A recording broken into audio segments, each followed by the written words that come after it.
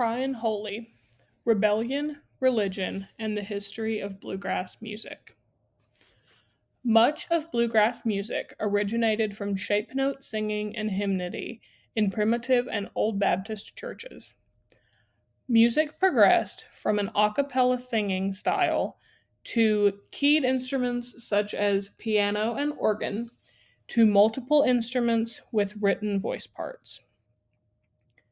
The original a cappella singing included added harmonies, but were often in unison throughout the congregation and led by the pastor. Old Baptists included turns, passing tones, neighbor tones, and many other added elements into their singing. Instruments were not accepted into regular church for much of the existence of the primitive Baptists. These Appalachian churchgoers were often musicians, but their fiddle and banjo music was not accepted as a part of the service. They also preceded bluegrass as a genre entirely, as most of the music that they played at the time was folk. Primitive Baptist church singing inspired 3 and 4-part bluegrass music. The voices were mostly men and divided into a high tenor, lead, baritone, and bass part. Much of the ornamentation in Cryin Holy is very typical of the style and very similar to what you would see on this screenshot here in Amazing Grace. The words form the sacred message that is much of bluegrass music. The words to Cryin Holy are as follows: Cryin Holy unto the Lord, Cryin Holy unto the Lord. If I could, I surely would stand on the rock where Moses stood. Lord, I ain't no stranger now. Lord, I ain't no stranger now. I've been introduced to the Father and the Son. Lord, I ain't no stranger now. Sinners run, hide your face. Sinners run, hide your face. Sinners run to the Lord and hide your face. Lord cried out, no hiding place. Typically, more gospel style tunes have themes of redemption, salvation, and praise. Salvation is tied in through the first verse with mention of no longer being a stranger to the Father and the Son, which alludes to salvation, and through the second verse through redemption of no longer being able to hide from God, which will lead to salvation. The instrumentation of most bluegrass ensembles is 5-string banjo, mandolin, steel-string Spanish guitar, fiddle, and string bass. This later came to include mountain dulcimer, dobro, harmonica, steel guitar, and some percussion instruments. Voices are typically more high-pitched and tense in a shouting style that would later become affiliated with some denominations that became more affiliated with bluegrass music, such as the Pentecostal denomination. This created the high lonesome sound that was an early marker of the genre. It was heavily inspired by jazz and folk traditions and pioneered by Bill Monroe, Earl Scruggs, Lester Flatt, and Ralph Stanley. These musicians were performing in the 1940s and on, making bluegrass music a well-respected offshoot of folk music. Bluegrass began with heavy religious inspiration, but slowly reached out into more secular topics with time. This leads us into Ralph Stanley's Rank Stranger, which explores both sacred and secular themes. Ralph Stanley pioneered the high lonesome sound, especially through this song. The lonesome part of that is depicted through the words in the first verse and the chorus. The religious views are explored in the last verse. The words on the screen you will be able to follow along with in this recording of Rank Stranger. This will be specifically the chorus that will depict the high lonesome sound that Ralph Stanley was so well known for. Everybody I met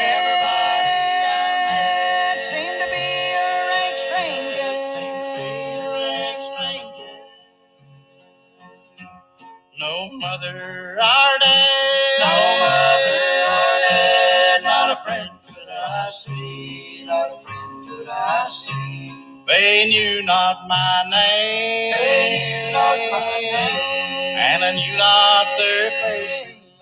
Not their faces. I found they were all like strangers to me, like strangers to me.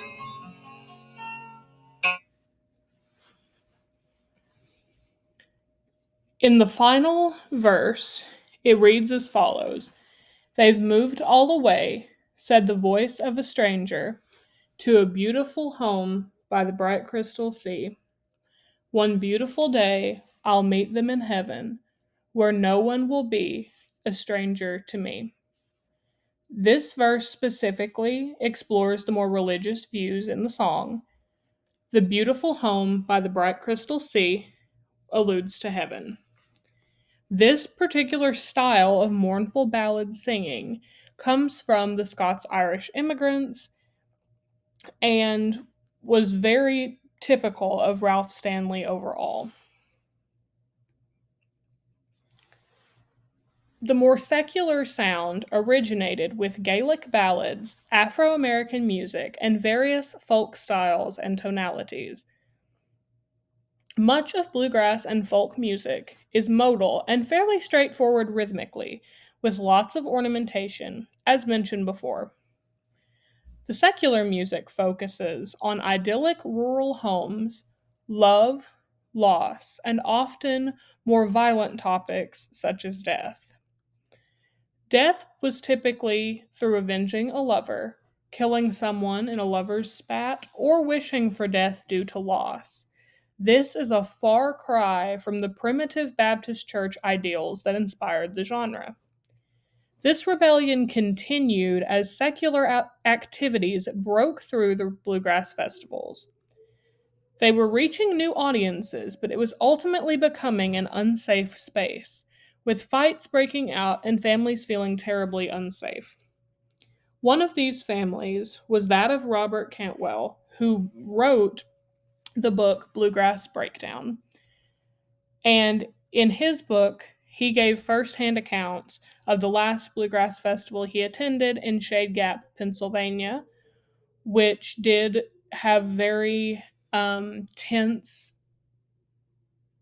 themes about it, as it did make him and his family very uncomfortable and to feel very unsafe, making it the last festival he would ever attend. In many ways, the bluegrass sound hasn't changed much. There's been more inclusion of dobro, dulcimer, and steel guitar in recent years, expanding the sound, but its core rhythmic and vocal style is still very much there. Modern artists like Tyler Childers have brought bluegrass sounds to younger listeners in a way that is much more likely to connect with them. Much of Childers' music is more country-leaning, but his roots are ultimately in bluegrass. His album, Can I Take My Hounds to Heaven, explores multiple styles of music, bluegrass and folk being one of them. The Hallelujah version of Way of the Triune God pairs back to a more acoustic sound.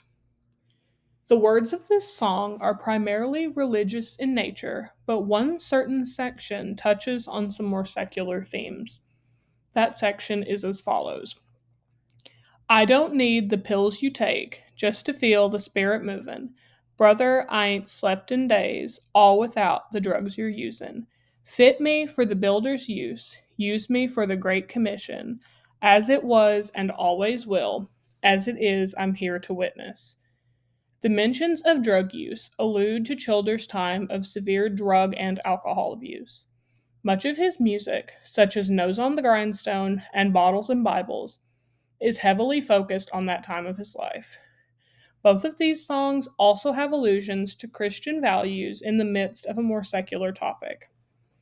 Other modern bluegrass artists that explore similar subjects are Nickel Creek, Sierra Hull, Billy Strings, and Bela Fleck.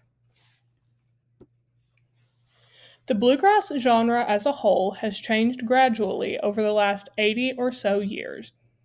There have been inclusions of sacred texts and ideas since the days of primitive Baptist churches and is still a common practice today.